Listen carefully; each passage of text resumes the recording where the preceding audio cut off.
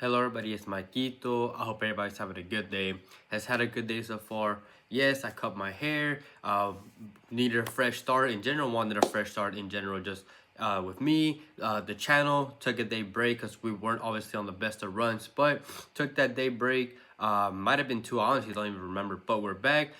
Feel good about these picks, whether it's a small slate or a big slate. You guys, you guys know I'm only gonna post whenever I like the picks and I like the slate. I'm never gonna force any picks, quality over quantity. So as always, if I do have any edit plays, it will be in the pinned comment. Could be later tonight, but more than likely tomorrow before the game starts and more lines are out. But other than that, I'll just get straight into the plays.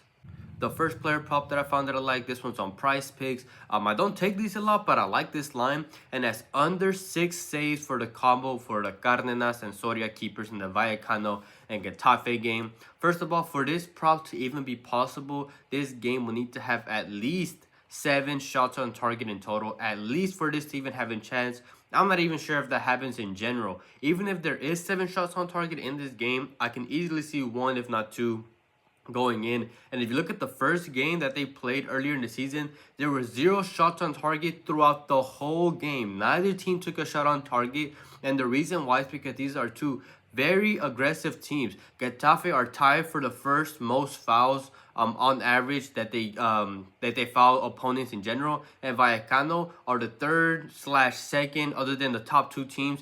They are the second most team that fouled the most. So teams in general, when they foul a lot in soccer, it's not like NBA or like NFL when there's like a flag or like a foul, the time stops, the time continues playing in soccer. And when teams are an aggressive team, there's not as much time for actual play. Even though like 90 minutes, which is a full soccer game, has passed, doesn't mean 90 minutes were actually played. So there's not like two aggressive teams, just stops the time a lot in these games. Hence why that first game they didn't have a lot of shots on target. Both teams have conceded in the last 8 out of 10 games, and that goes with even if there are 7 shots on target, 1 or 2 of them going in. And it's 2 low-scoring teams that settle for draws. They don't have too much to play for, and I think this is too high of a line. So like under 6 saves for the Vallecano and Getafe game between both keepers.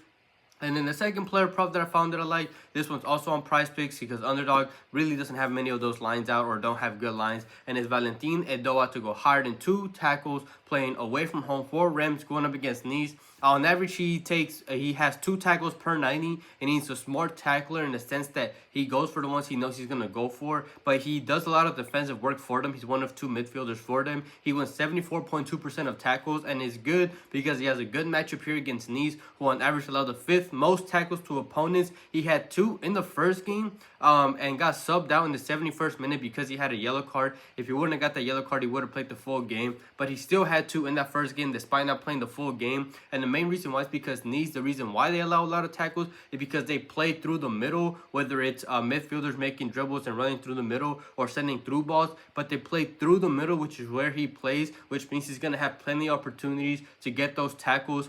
Last season, when he wasn't getting much game time, he went over this prop with 3 tackles in only 63 minutes. So with 71 minutes this season, he had 2, and with 63 minutes, he went over with 3 last season. And he has been important so far this season. He has played full minutes in the last 8 Ligue 1 games, so I really don't expect him, knock on wood, to get subbed out in this game. And if he plays the full minutes, I really like that he gets at least 2, hence the 2.0 mark. But obviously, I think he goes over with that 3. But I like the line at 2.0. Besides, Reims in general are only 5 points above the relegation playoff zone, so they really can't afford to lose this game, so they're going to need a lot of defensive effort from, in general, the whole team and Edoa in general. And I just like the line, and it's a good matchup here, so I like Valentin Edoa to go higher than 2 tackles. Before I get into the money line plays, as always, real quick, I would really appreciate if everybody liked the video and commented as well. That was boost the video. Even when I'm having like these bad days, you guys still show a lot of support, and it honestly does mean a lot to me because obviously having bad days, it's just bad motivation wise. Mentally for everybody, and you guys are showing support even when I have those bad days really helps, because you guys know even when I have bad days, I'm gonna have days where I bounce back, sweep the days. We have runs a lot, so you guys know it's not always gonna be a winning day, and you guys always make sure to remind me. So I really do appreciate everybody who comments and even messages me on Discord as well, puts it in the group chat, texts me personally. Trust me, I read everything. It really does help a lot. And if you're not subscribed, please subscribe, turn on notifications so you're notified when all these videos are out. And I also mentioned the Discord is completely free, not a subscription or anything like that. I notify you guys when the videos go out to the public there as well. And a good community I'm trying to build over there. Even when I don't post, don't make a video, people over there send their own slips, send their own plays, not just on soccer, NBA. I don't know, people post tennis, people post CSGO, people post everything there. So if you want to join good community, link for that is in the description below. And if you want to get the videos out even earlier than what you usually would, and support the channel just a little more, I do have the membership linked in the description. I don't hide any picks. I'm not those one of those people or YouTubers, whatever you want to say, that has a link to like their premium, get all the picks. No, all my picks are on this YouTube channel. That membership is just for those that again either want to support the channel or get the video out even earlier than what you usually would. Those that are not members, those that are already got this video and these picks for everybody else. So again, if you want to join that, I would really appreciate that. And all my links for everything, whether it's Outlier, which is all the pictures that you see on the screen is from a dead account, Outlier. I have that, and all my links for everything else, player, prop wise, PrizePicks, Underdog, all linked. So I really want to thank anybody who supports me in any way. For my money line play, this is a -141 slip. This would not be day one of the ladder challenge because when I do the ladder challenges, they are cursed. But so this wouldn't be day one, if that makes sense. But the first play that I have for this slip is Torino to score, going up against Venezia. They're in pretty good scoring form, honestly, for a team that's not really known for scoring. They have scored in their last 8 out of 10 games and have scored in 7 straight home games. They scored in the first game away from home, where Venezia are much better defensively. At home, they've only conceded 18 goals in 17 games, and they managed to score in that game. Now they're playing them, Venezia playing away, in which they concede 30 goals in 17 away games, which is the second worst defensive record away from home, which is good for Torino. And Venezia are a team that will be desperate to try to score because they're currently in the relegation zone. I'm not sure if they score, but because they will be desperate in that game, they will be a lot of gaps defensively for Torino to exploit. And in general, Venezia have conceded in 15 out of 17 away games. That's an 88% hit rate. They on average have allowed 16.2 shots away from home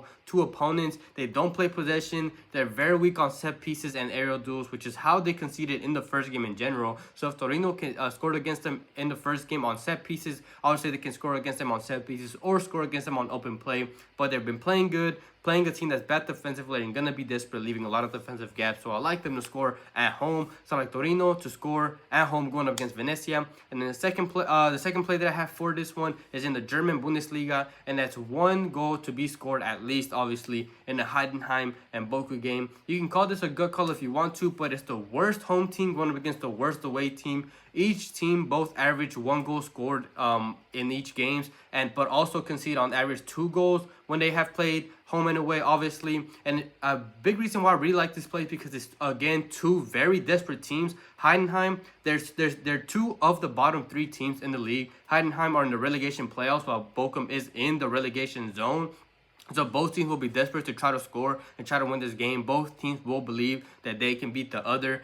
This prop hit in the first game. The game was 2-0, and both goals were in the first half from Bochum. Now either Bochum can do it again, score in the first half, or Heidenheim, now that they're at home, can try to score against Bochum in the first half. This prop has hit in 81% of home games for 81% of games for Heidenheim and 71% of games for Bochum. So that's a good hit rate. Both teams cross a lot. Again, you can call it a gut call if you want to, but there's gonna be good chances on both sides, and it's whether which team converts. Both teams are fully healthy in the attack, so again, one team needs to convert. They're both gonna be desperate. A draw really doesn't help either team, so I like this play. I like at least 1 goal to be scored in Heidenheim and Bochum game, and it's the slip that I have for -141.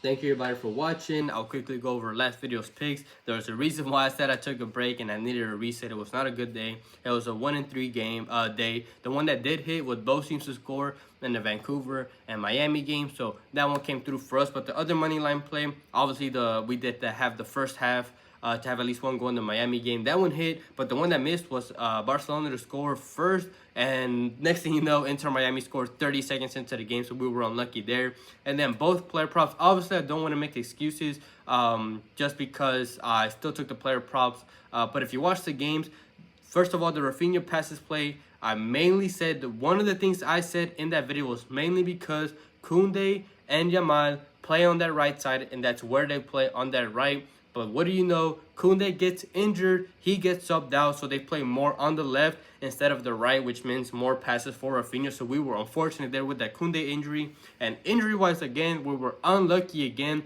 The video before the last one, we had Dembele to shoot. He got injured. Then we took Lautaro to shoot. And guess what? He gets injured. Only plays the first half. So injuries just really messed us up in both games. Rafinha should have hit. He barely went over. Lautaro should have hit. He got subbed out. So unfortunately, on paper-wise, we did go 1-3, but we easily could have swept the day. It's just very frustrating. Another reason why I didn't post, because I don't like posting videos when I'm stressed out thinking about the previous day and stuff like that. Like, I know we can bounce back, but I know mentally that if I make these plays, I'm going to be frustrated, and I never want to give any bad picks. But hopefully we can bounce back, go into these league games, have a good day, and have a good day going into Saturday's big slate. But like I mentioned before, if I do have any added plays, they will be in the pinned comment. And again, I really appreciate everybody's support, even when I'm having these bad days. But I hope everybody has a good night, a good day, and we can cash out tomorrow.